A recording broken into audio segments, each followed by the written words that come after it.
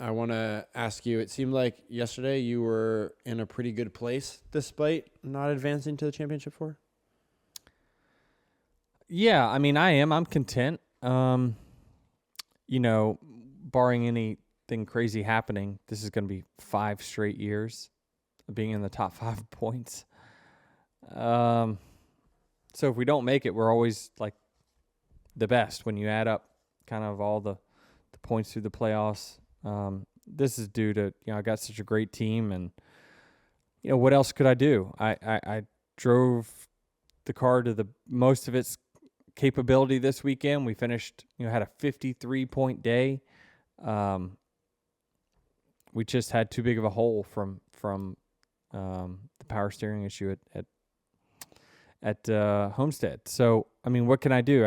I've had years where this thing has slipped through and felt like I've had a bigger role in, not getting it done. But, I mean, just over the last, literally 5 years, there's nothing more I could have done differently to get a different result.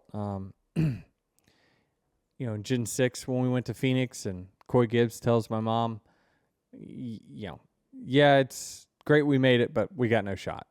Let's say so. We've been terrible in the short tracks. We have no shot, Mary Lou. So I and of course that sinks my mom's heart when when the owner says that, but it was true.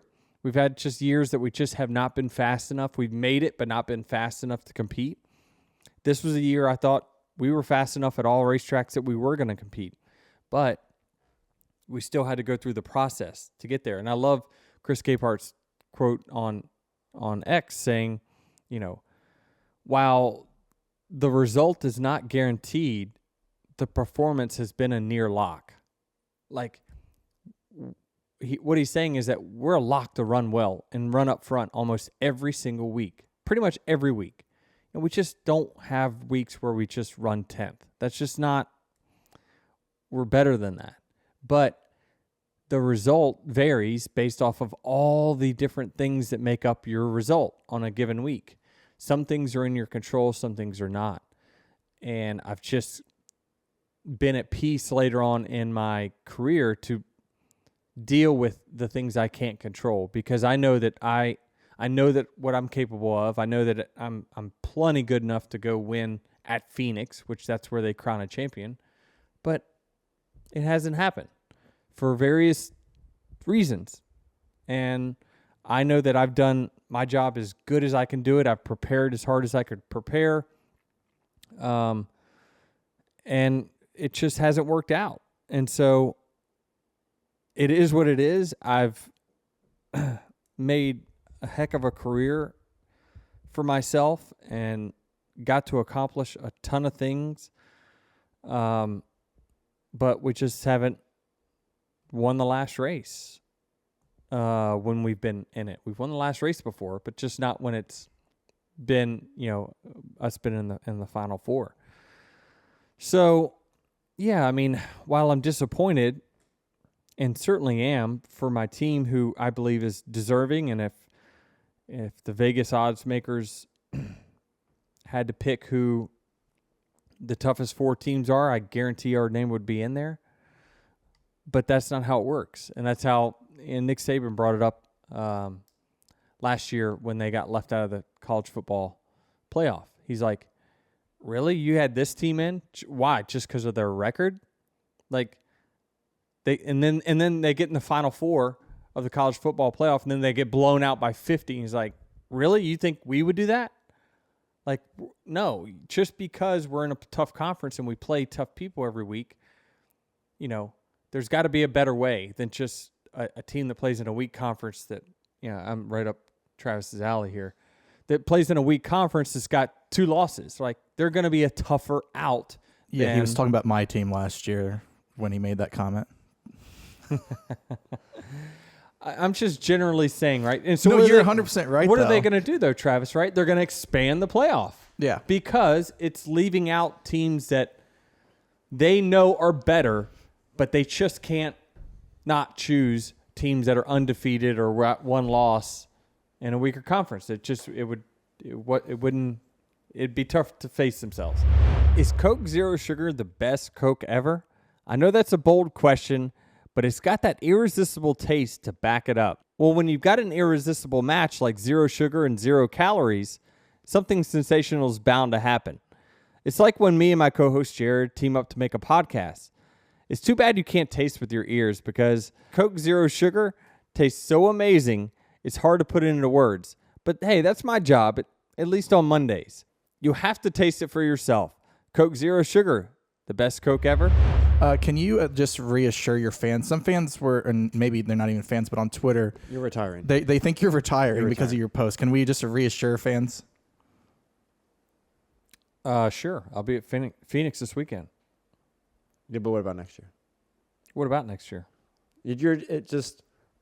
Obviously you just signed a contract extension, but the tweet did come off as if you were retiring. It's been a hell of a ride. It has, hasn't it? This whole summer. Oh, with I know. the fans back and forth, like it's our year. It's not again. Like it has been. It's been a fun ride. I'm not sending any other subliminal messages. It's just I'm saying it's been a very fun ride. I mean, the fans have been passionate about me all year long. I appreciate that. It's been fun for me. I appreciate the noise. I really do. I thought by far this weekend, more 11 gear than I've ever seen. By far. So thank you for the 11 fans that continue to support and cheer. You make me want to keep doing this for sure. And even the ones that boo, like it's, we've got their attention. We know that they're paying attention, and it's just been a very fun year in that instance of being so competitive week in, week out, and then then this back and forth with the fans weekly has been fun as well. Hey, NYIOFYDH. Next year is our year.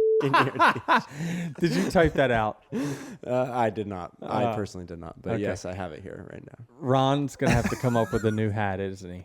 We're going to run out of letters. It's going to just wrap around the side of the head. My boys. Hey, appreciate it. Greg, the dream team. He Greg, gave a hell of Greg, a pregame speech I saw on your Instagram account. Hey, I appreciate him. He's not the most mobile human in the world right now, but he still finds a way to come to these races and support. So, Charlie, Ron, Nate, Greg, appreciate you guys for supporting me, going on this little journey with me each and every week. And I mean, they're the ones that keep it light for me.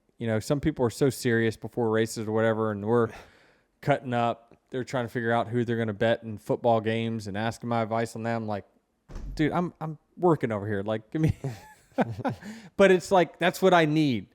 I need the mood lightened. I can't be serious all the time. So, it was a great year, but we're gonna need a new hat.